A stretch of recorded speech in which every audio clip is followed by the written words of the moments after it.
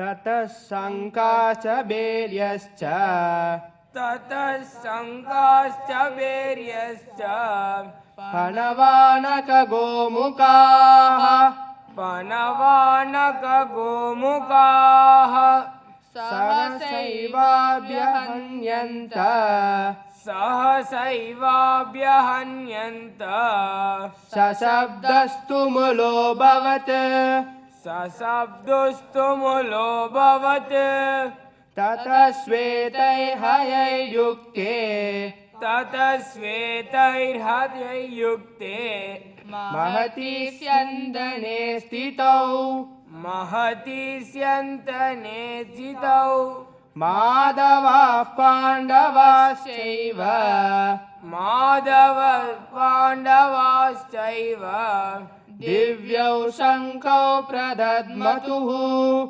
Divyau Sangau Pradadmaduhu Panchajanyam Hrishikesaha Panchajanyam Hrishikeshaha Devadattam Dhananjayaha Devadattam Dhananjayaha Paundram Dadmau Mahasangam Paundram Dadmau Mahasangam Bhima Karma Vrikodaraha Bhima Karma Vrikodaraha.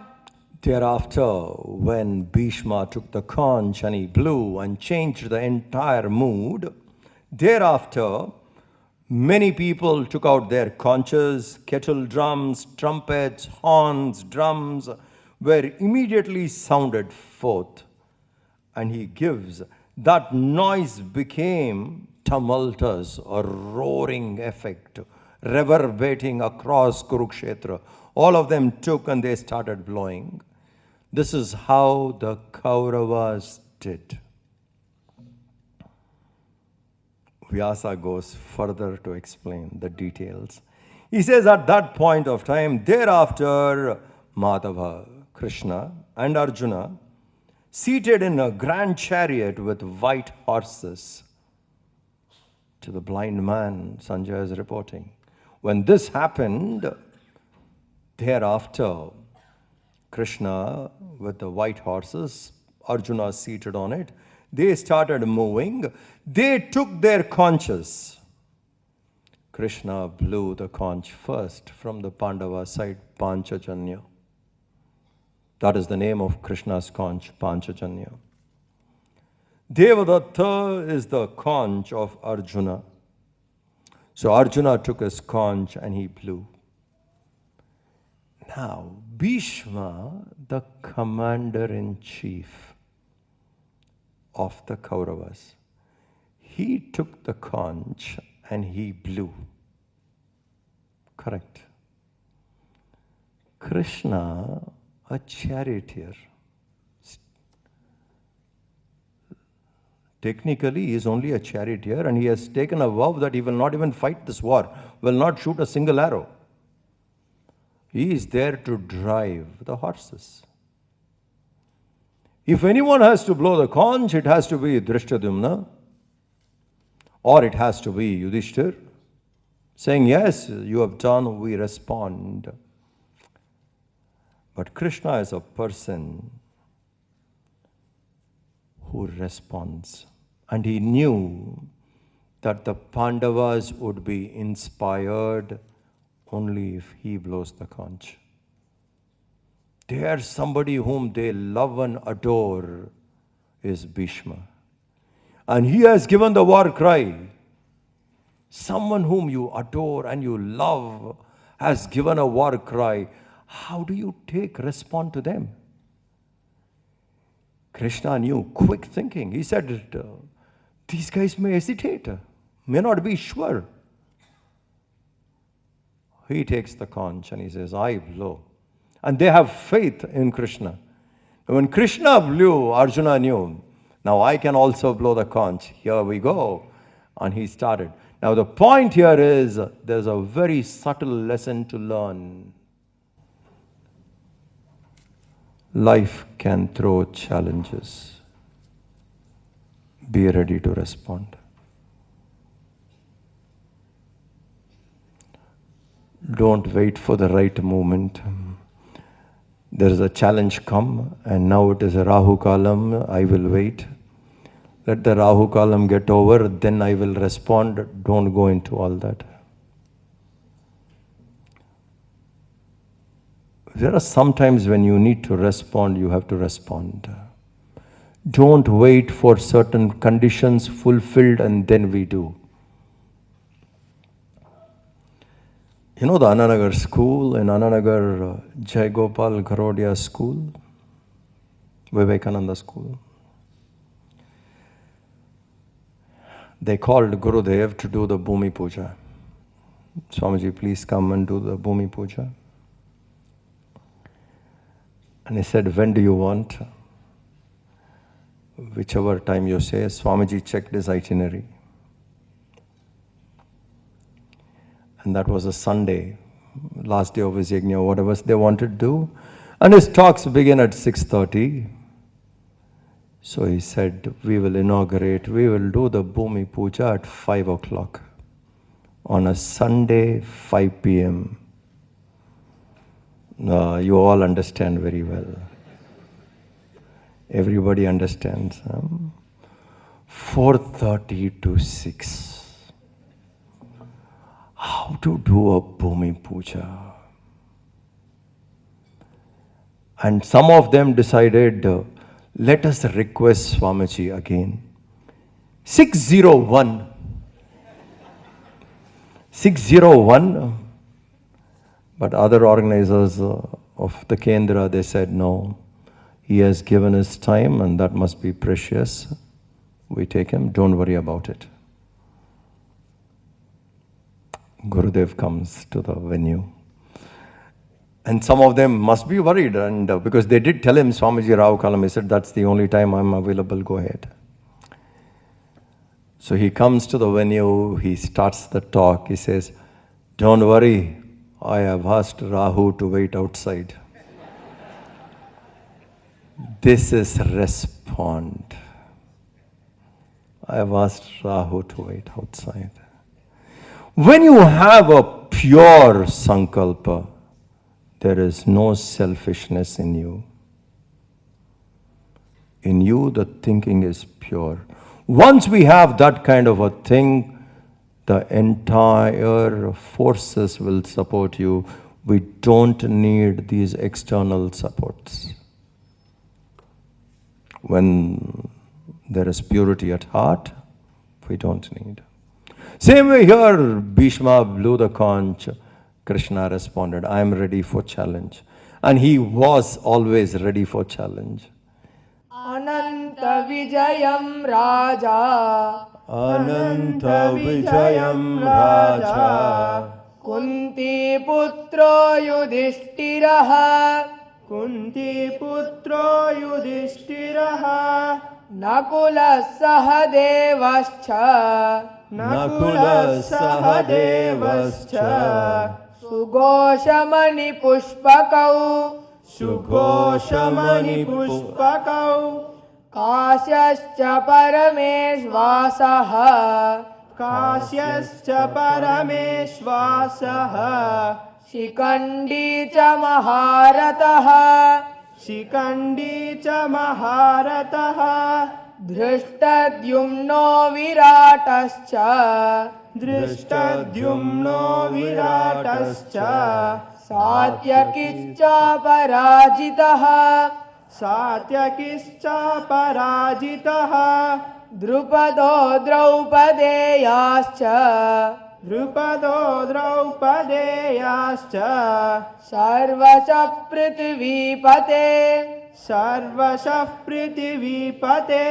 Saubhadrascha Mahabahuhu.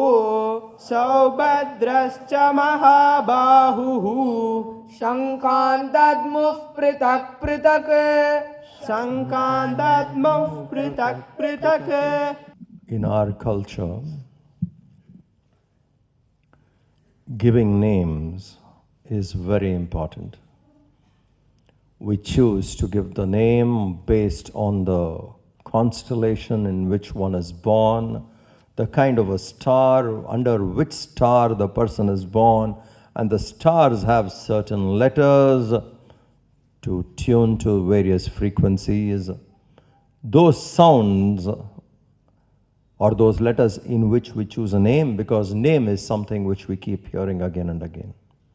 And that itself can be very inspiring. So all our names have meanings. And the meaning would be to connect to the higher. Vishnu Sahasranam, Shiva Sahasranam. You see how many? Lalita Sahasranam. Each name by itself has a potential to inspire us, remind us about what we need to seek. So it's not just that only people were named, even the conch which people were having were named.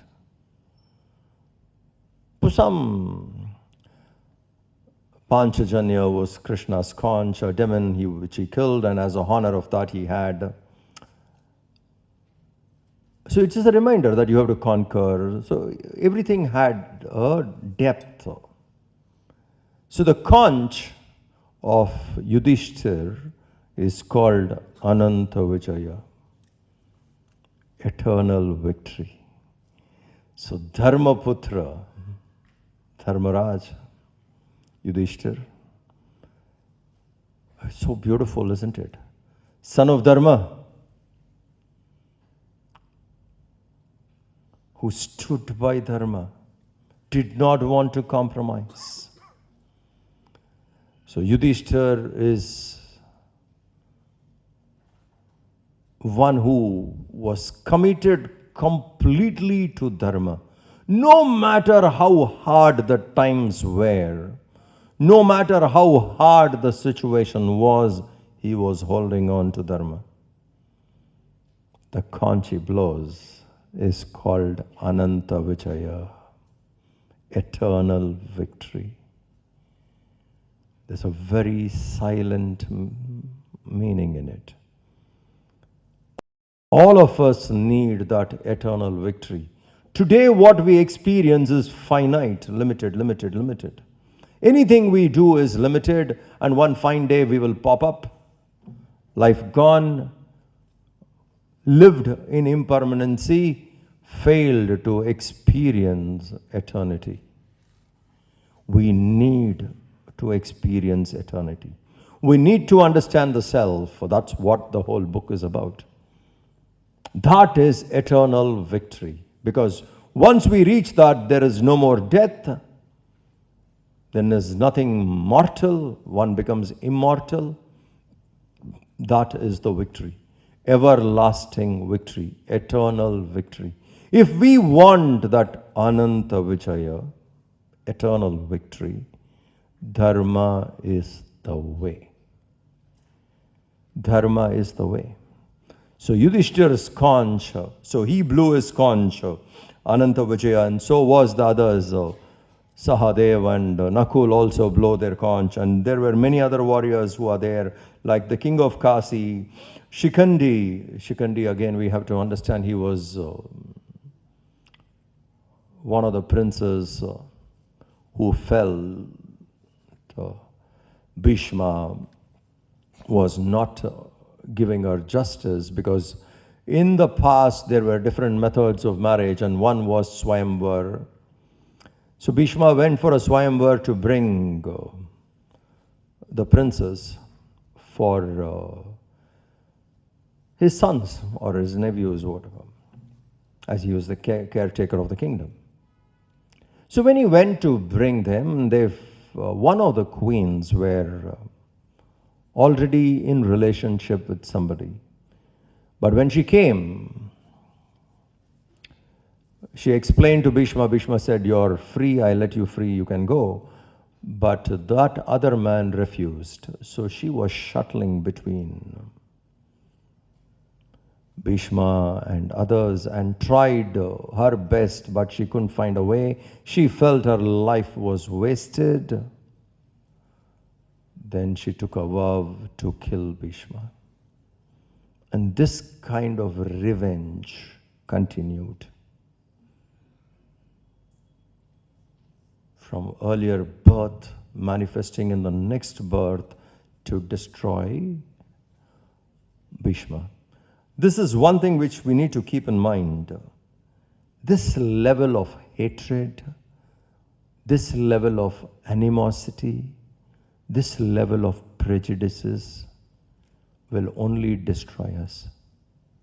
Intense, not able to let go and move on. Revenge. So Shikandi is an example of that, who continued from one to the next level, died that way, a bitter life. Earlier life was bitter, missed out an opportunity, born again only with one aim: I must destroy this man, come back again to destroy. This kind of hatred which one carries forward is not good. Forget the other person, law of karma will teach the other person will learn. We don't have to worry about it. Those who harm us, thought level onwards. Thought level, action level, those who harm us. We don't have to take special, attempts to destroy or hurt them. Law of karma will do it. Nobody can dodge law of karma. It's such a subtle karma, subtle law. Nobody can dodge it. Law of karma will happen and one cannot escape, one has to face it. To dodge law of karma, one has to be Ishvara. You have to rise up to that. Nobody. Any other law, probably man-made laws, we can dodge and escape and avoid and all that. Outsmart. Law of karma, we cannot. Even if this one principle we understand correctly in life, that I just cannot escape this law. My actions will have its own consequences. This one law is understood, people will fall in line back to dharma. Because that's the only way you can guard yourself. Today it is not there. Law of karma is one of the first forgotten laws. I can do anything and I think I can get away. I cannot get away. It will come.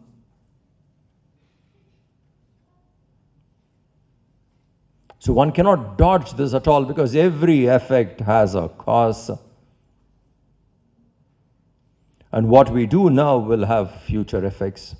So it is impossible to escape this karma. So we need to understand that and go by it. So people otherwise unnecessarily have this kind of hatred, revenge, etc. and destroy themselves. So but he was also a great warrior, Shikandi, a Maharata. He also had 11,000 armed people with him. And then there were Drishtadyumna, king of Virat, etc. These were other famous warriors of the Pandava side. They all took their conch, they blew it. So was Draupadi's children and Abhimanyu, Subhadra's son. Each one took their conch and blew. And what he says is, it could be heard distinctly. Sanjay is a very shrewd reporter.